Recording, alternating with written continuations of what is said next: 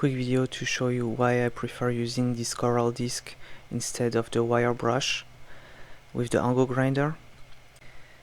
So the weight of the wire brush is much higher, so the bearing, especially on the start, the motor force more, so the brush of the carbon brush of the motor gets used faster, and then the bearings are getting heavier load, so they won't last as much as with the Coral disc.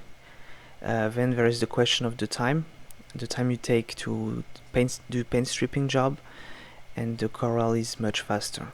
I will make an example here in the video, a small batch of the part that I'm taking off paint stripping, and you will see that it's much faster with the Coral disc.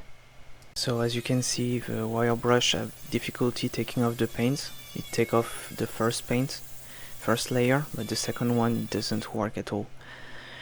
And here is the paint stripper disc, Coral disc.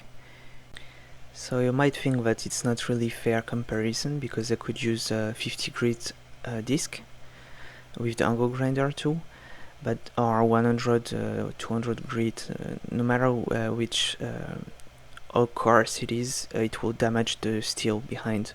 The metal will be attacked, while the brushes and the wire brush and the Coral disc don't attack the metal.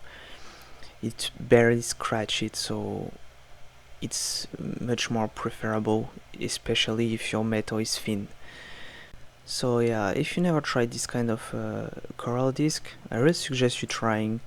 At first I thought that it would last not long, because they are made with some kind of hard plastic, and to the touch you feel that it's strong, but you know, like plastic against paint and metal, you think that it will not last long.